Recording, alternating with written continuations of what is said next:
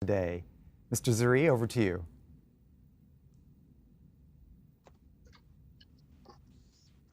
Thank you. First, thanks to President Biden and thanks to Mr. Power for having me. Thank you, Mr. Wilson. I would say I would start by respecting human rights walks hand in hand with stability. It therefore comes as no surprise that the most unstable region in the world is also one of the latest democratic and does not respect human rights. Even Tunisia, a promising transition, is now backsliding, while Sudan's transition is in yet another crisis as a result of a military interference in civilian governance. Democratic transition in other countries across the region failed miserably in wake of mass protests and movements calling for dignity and justice. And we must ask ourselves why this happened.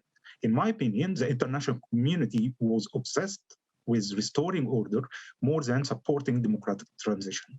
The securitization of foreign policy, which accelerated actually in the aftermath of 9/11 attacks and the global war on terror, had produced a false dichotomy of stability versus democracy. This false dichotomy still guides the international community's approach towards the region till today. Thus, in countries throughout the region, the international community has unequivocally supported authoritarianism, often in the name of counterterrorism cooperation or other military and security cooperation, or in the name of controlling irregular migration. This international support has assumed the form of direct political backing through recognition, praise, and whitewashing authoritarian policy and human rights crimes, direct and indirect, financial assistance, including through international financial institutes, and through the selling of arms or military police equipment and cyber espionage technology, often used against peaceful dissidents, democracy advocates, and human rights defenders in countries like Israel, Egypt, Saudi Arabia, and UAE. This approach has overlooked how terrorism is being used in the Arab region as pretext to crack down on a peaceful dissent and consolidate power. In doing so, authoritarian regimes, governments, effectively erode political and social spaces that acts as a buffer zone, as a buffer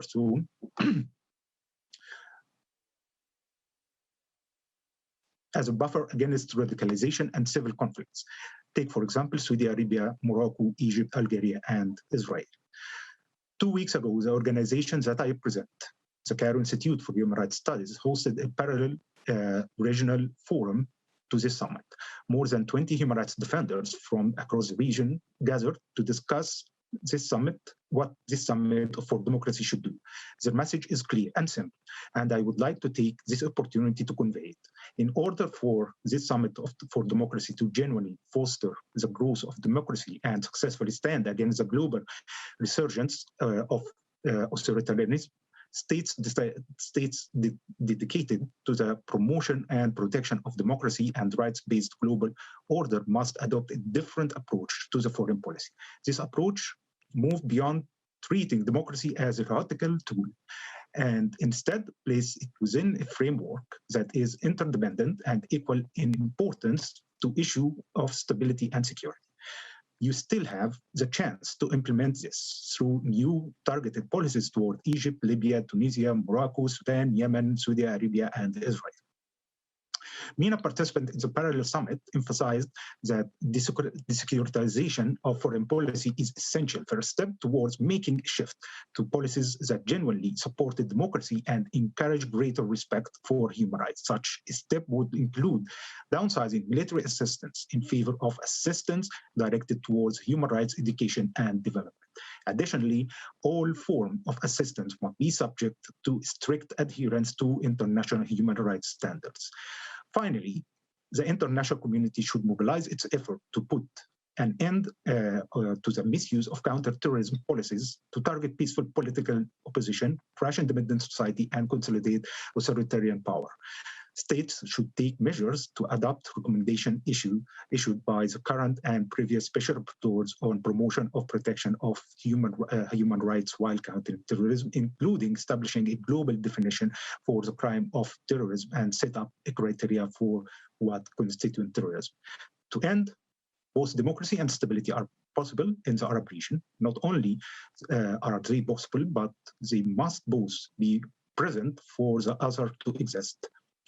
By supporting authoritarian government in the name of democracy, the international community has not only closed the door to democracy in the region, but it has also accelerated even greater instability and decline in the region, which represent a danger to all of us. Stability walks hand in hand with human rights, and one without the other leads to destruction of both. Thus, I urge you, the international community, to genuinely center human rights in policy towards the region for the sake of the people living there and the global community as a whole. Thank you.